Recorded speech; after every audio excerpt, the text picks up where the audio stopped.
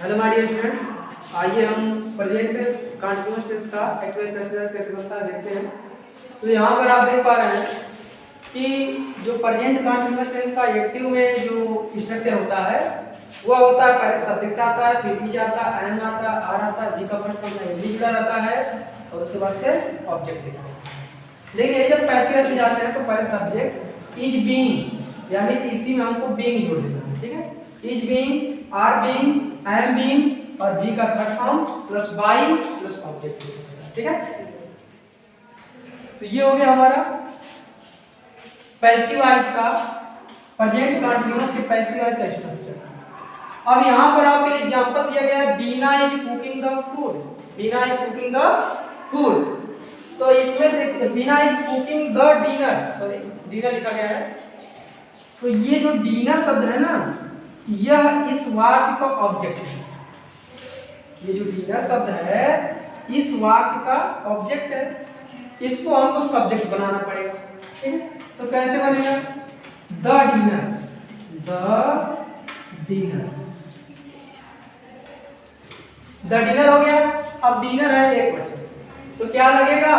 Is being, is being the dinner is being, cooking का cooked by, cooked by, और ये जो है बीना उसमें सब्जेक्ट थी और इसमें ऑब्जेक्ट का काम करेगी, ठीक है। तो बन गया हमारा the dinner is being cooked by Beena, ठीक है। अगला सेंटेंस देखते हैं, पहले आप लोग समझ लीजिए इसको कैसे बना है। अगला सेंटेंस देखिए,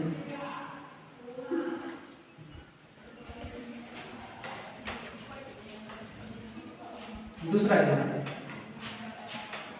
the girls are learning there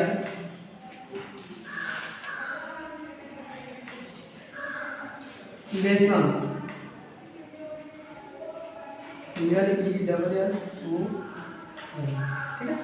ठीक है। The girls are learning their lessons, ठीक है। तो यहाँ पर जो their lessons है, ठीक है, their lesson करेंगे तो ये हो जाएगा their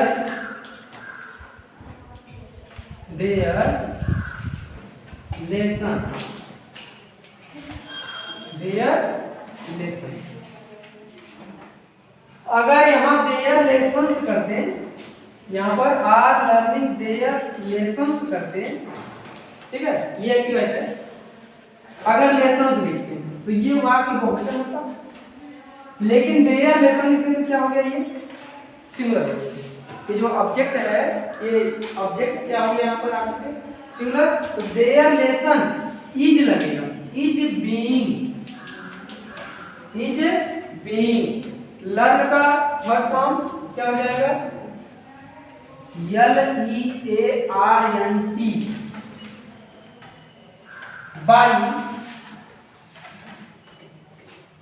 by the girls, ठीक है।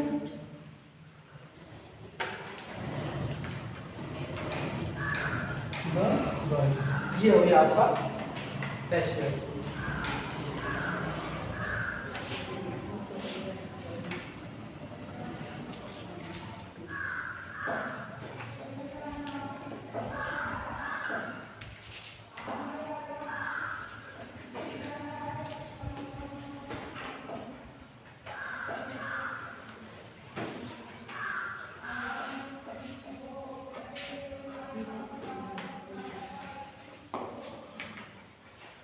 चलिए अब आगे देखते हैं।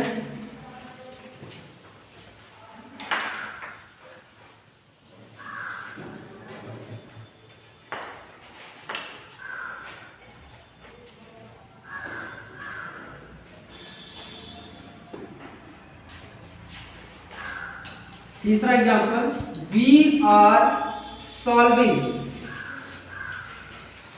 The problems, we are solving the problems, we are solving the problems. अब ये जो द प्रॉब्लम है ना, यही ऑब्जेक्ट बनेगा इसका, तो बन जाएगा द प्रॉब्लम्स। प्रॉब्लम्स बहुवचन है, are being, the problems are being solved by.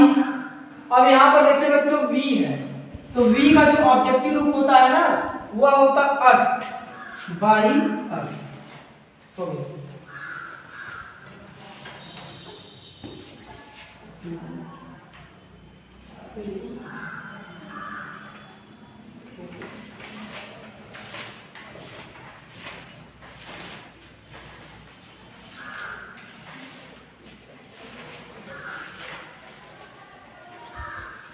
अगला कर लेते हैं, the peon is ringing the bell. The peon is ringing the bell. तो इसका जब पेंसिलाइज बनाने चलेंगे तो क्या बनेगा, यहां पर जो द बेल है यही आपका सब्जेक्ट का काम करेगा। The bell is being, the bell is being, ring rang rung, क्या काम होता है रंग, तो the bell is rung by, किसके द्वारा, the pune। तो यहां पर लिख देंगे the pune, PE, ठीक है।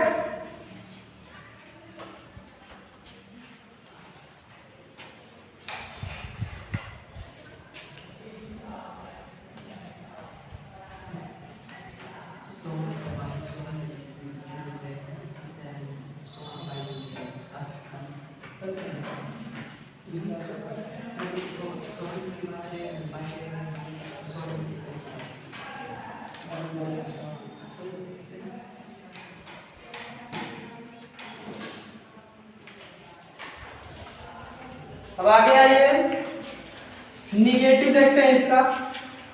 अब हम निगेटिव इंट्रोगेटिव देखते हैं, ये पूरा एक ही साथ आते चलेंगे, आपको समझ में आ जाएगा।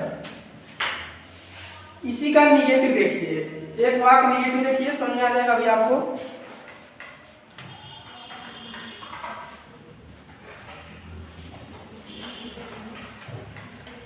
The peon is not ringing the bell, the peon is not ringing the bell। तो जब इसका बनाने चलेंगे फिर वही आपका बनेगा subject, the bell is not, देखिए निगेटिव है तो इस जब यहां पर था तो इसके बाद नॉट लगा, सही, यहां भी इसके बाद नॉट लगेगा, लेकिन इस टेंस साइड के दो पद व्यक्त होने लगेंगे, इज बीइंग, तो इज और बीइंग के बीच में नॉट रखेंगे। The bell is not being ringed by the peon, ठीक है। The bell is not being ringed by the peon. अगला आप देखते हैं इंट्रोगेटिव।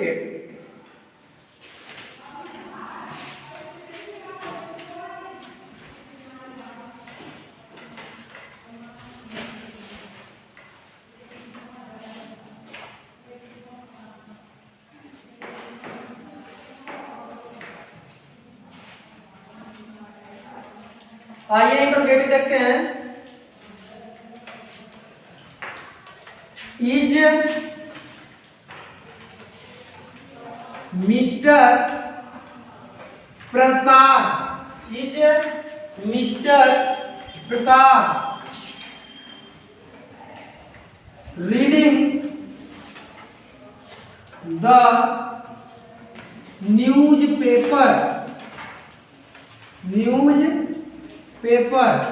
आप सभी लोग देख रहे हैं कि इस टेंस का जो शुरुआत है साइक्लिया से हो रही है, हिंदी में अगर अर्थ इसका निकालेंगे तो is mister Prasad reading the newspaper, क्या मिस्टर प्रसाद न्यूज़पेपर पढ़ रहे हैं? तो इसका जो हिंदी में ट्रांसलेशन होगा वो क्या से होगा? तो ये हो गया आपका इंट्रोगेटिव सेंटेंस। अब इसका जब बनाने जाएंगे तो इंट्रोगेटिव में ही बनाएंगे। कैसे बनाएंगे? इज है तो प्रसाद के लिए भी इज ही लगेगा। यहाँ पर न्यूज़पेपर के लिए, सॉरी न्यूज़पेपर के लिए क्या लगाएंगे? इज लगाएंगे क्योंकि न्यूज़पेपर क्या है? सिंगुलर है। तो यहाँ पर हो जाएगा इज न्यूज़पेपर, इज न्यूज़पेपर। अब इसके बाद हम बीइंग लगाएंगे, इज न्यूज़पेपर। रीड का third form read, is newspaper read by mister Prasad, mister Prasad. Question mark इसमें भी लगाएंगे, ठीक है? क्वेश्चन मार्क इसमें भी लगाएंगे। कहने का अर्थ हमारा यही है, जिस फॉर्म में हमारा एक्टिव रहेगा उसी फॉर्म में पैसिव भी बनेगा। अगर यह इंट्रोगेटिव है तो यह भी इंट्रोगेटिव होगा, अगर यह निगेटिव है तो यह भी निगेटिव होगा, अगर यह पॉजिटिव है तो यह भी पॉजिटिव होगा, ठीक है? जिस फॉर्म में एक्टिव रहेगा उसी फॉर्म में पैसिव आपका बनेगा। अगला सेंटेंस और देखिए,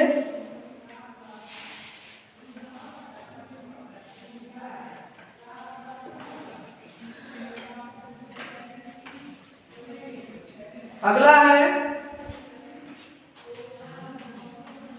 Y are you wasting your time, why are you wasting your time. इसका मतलब हुआ तुम अपना समय क्यों बर्बाद कर रहे हो, ठीक है? तो जो इसका बनाने जाएंगे इसमें अगर बच्चों वाई लगा सेकंड टाइप इंट्रोगेटिव है, अगला पैसिव वॉइस बनेगा वही सेकंड टाइप का इंट्रोगेटिव से ही शुरुआत होगा। तो वाई है तो इसमें भी क्या लगेगा? वाई। और यहाँ पर आर है तो आर लगा क्यों? क्योंकि ये यू था इसीलिए यहाँ पर आर लगा था। लेकिन यहाँ पर योर टाइम सिंगुलर है, और जब योर टाइम सिंगुलर इसके लिए क्या लगना चाहिए? इज लगना चाहिए। तो Y is.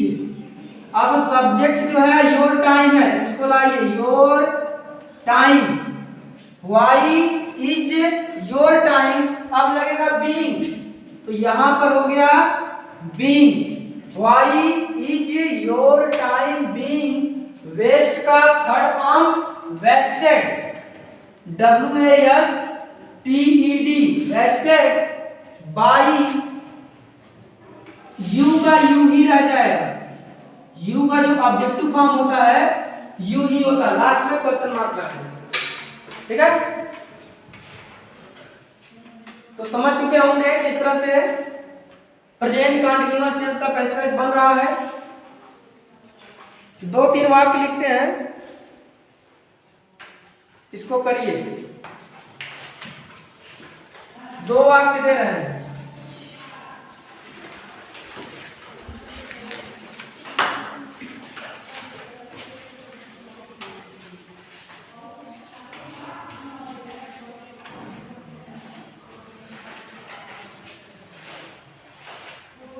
Mukesh is driving A car, Mukesh is driving A car. Second number,